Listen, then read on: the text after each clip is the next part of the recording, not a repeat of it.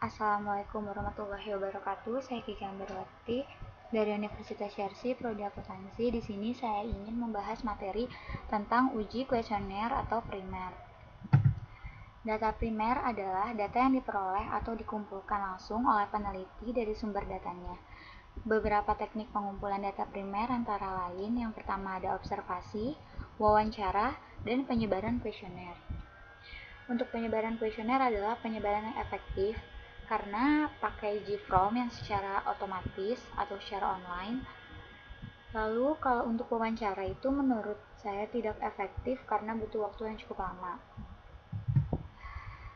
Kuesioner adalah daftar pertanyaan tertulis yang ditujukan kepada responden. Jawaban responden atas semua pertanyaan dalam kuesioner kemudian dicatat atau direkam.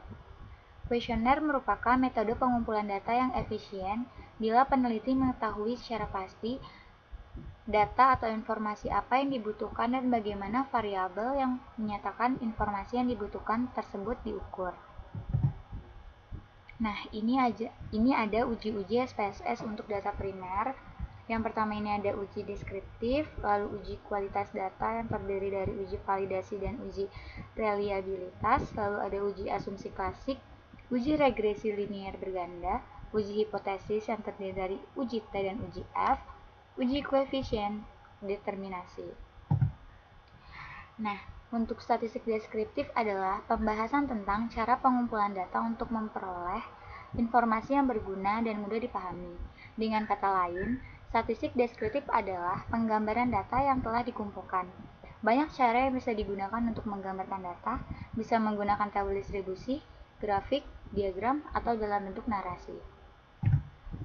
Nah, uji kualitas data adalah uji yang disyaratkan dalam penelitian dengan instrumen kuesioner. Tujuannya untuk mengetahui apakah instrumen yang digunakan valid dan reliable, sebab kebenaran data yang diperoleh sangat menentukan kualitas hasil penelitian. Uji kualitas data ini dibagi menjadi dua. Yang pertama ada uji validasi dan uji reliabilitas. Uji validasi merupakan alat uji yang digunakan untuk mengukur keakuratan data yang diteliti. Pengujiannya itu dilakukan dengan melihat nilai correlate item total correlation lebih besar atau sama dengan 0,3, maka item pernyataan tersebut valid pada tabel item total correlation. Lalu untuk uji reliabilitas adalah pengujian yang dilakukan terhadap butir-butir pertanyaan dari angket untuk mengukur keandalan atau konsistensi dari instrumen penelitian. Pengujiannya dengan melihat nilai Cronbach alpha lebih besar dari 0,6 pada tabel reliability statistik. Nah, sekarang kita masuk ke modul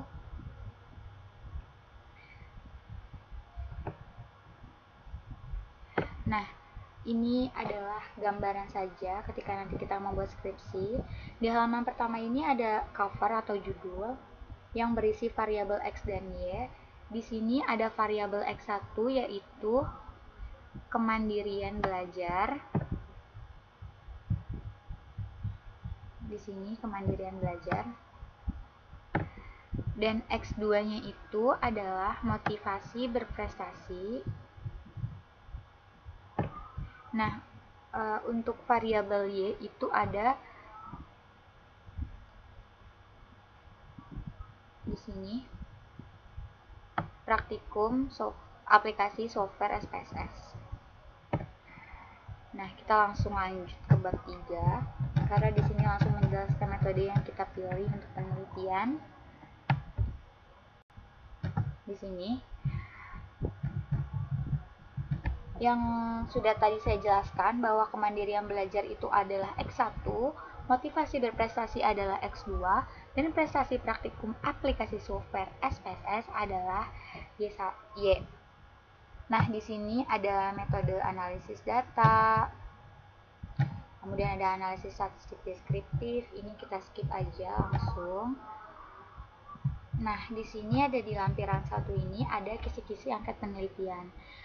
Di sini ada kemandirian belajar itu untuk variabel X1 yang mempunyai indikator mampu bekerja sendiri, menguasai keahlian dan keterampilan belajar, lalu bertanggung jawab. Nah, di sini ada butir dan di sini ada jumlah. Lalu di sini ada keterangan. Di sini 1 sangat tidak setuju, 2 tidak setuju, 3 netral, 4 setuju, dan 5 sangat setuju. Ini adalah pertanyaan-pertanyaannya yang berisi variabel X1, X2, dan Y. Oke. Sekarang kita langsung masuk ke pengujiannya. Kita masuk ke SPSS. Nah, kita open data dulu terlebih dahulu. Tipenya kita ganti Excel. Maaf. Kita buka dulu materinya. Oke.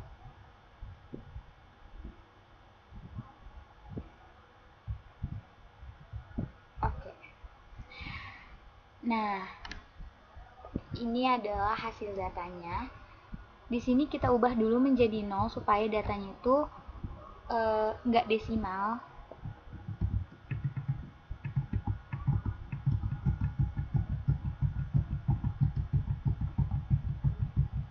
Nah, kalau udah, kita lihat di data view.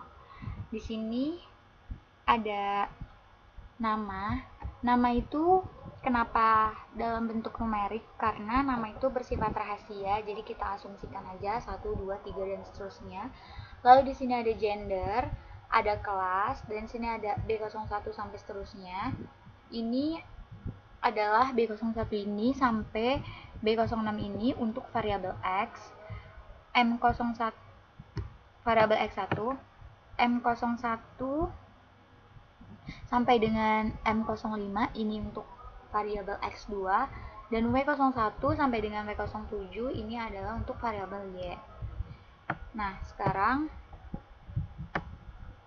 di sini karena gender sama kelas ini masih tipenya itu string, kita ubah dulu ke numerik dengan cara mentransform.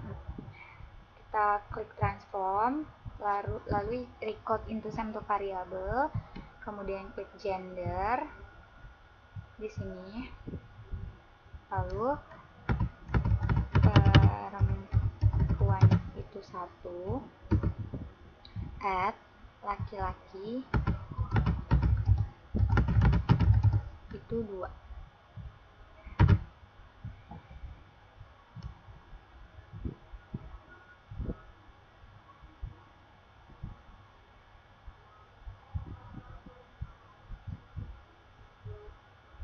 Nah, ini sudah keubah. Nah, sekarang kita transform yang kelas, sama caranya seperti tadi. Kita reset dulu, masukin yang kelas, alt and new, akuntansi A itu 1,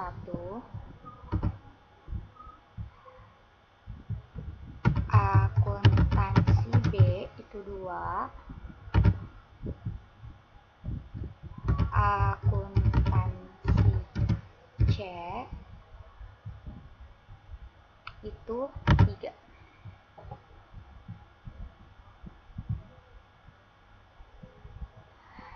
Nah, ini sudah kita transform, lalu kita kembali ke variable view, tipenya kita ubah ke numerik. Nah, ini dia numerik. Nah, kalau sudah di sini kita langsung aja masuk ke pengujian validasi dan reliabilitas dengan cara klik analyze, lalu klik scale, kemudian reliability analyze. Kita masukin yang B1. Ini untuk uji variabel X1 dulu sampai dengan B5, B06 maaf. B06.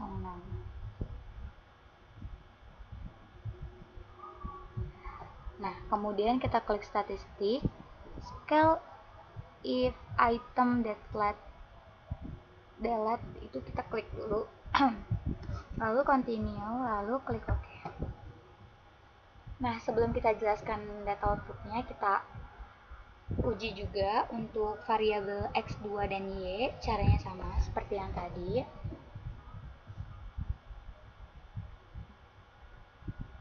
Scale, reliability analyze, reset dulu. Lalu kita masukkan yang ini, M.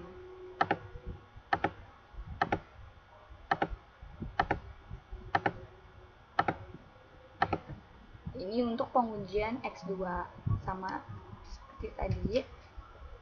Lalu kita klik continue, lalu OK. Kemudian sekarang untuk variabel Y masih sama caranya, analyze, scale, reliability analyze, reset dulu, lalu kita masukkan yang W.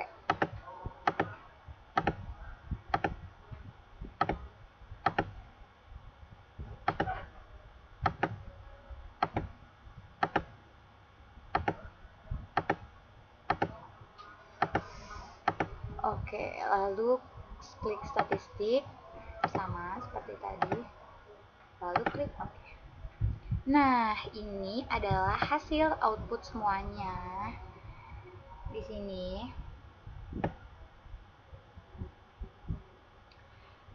Nah, kita bisa jelaskan bahwa di sini cache processing summary itu ini untuk X1 ini datanya valid dengan jumlah data 171 dan 100%.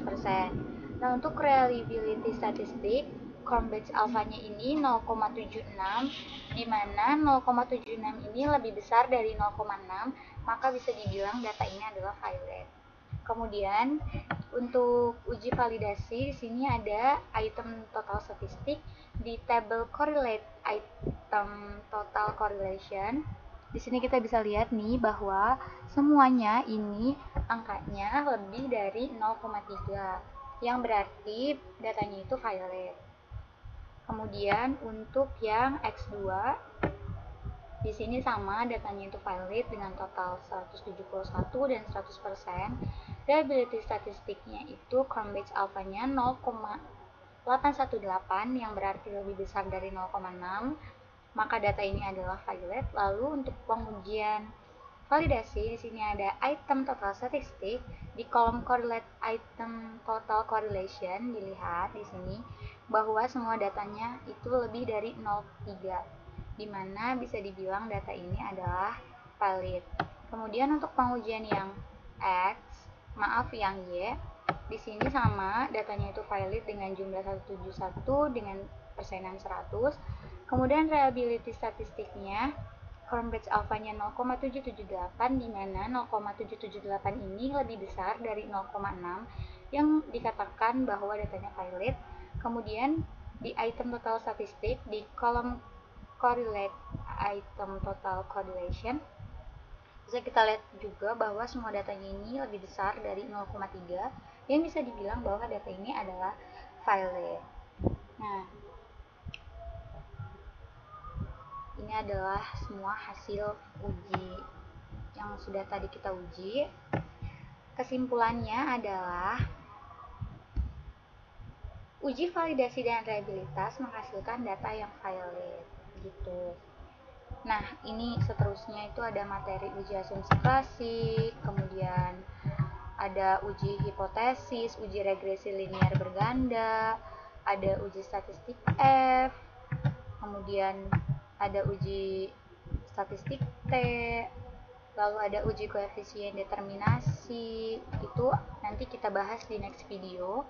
Untuk video sekarang cukup di sini. Kurang lebihnya mohon maaf. Wassalamualaikum warahmatullahi wabarakatuh.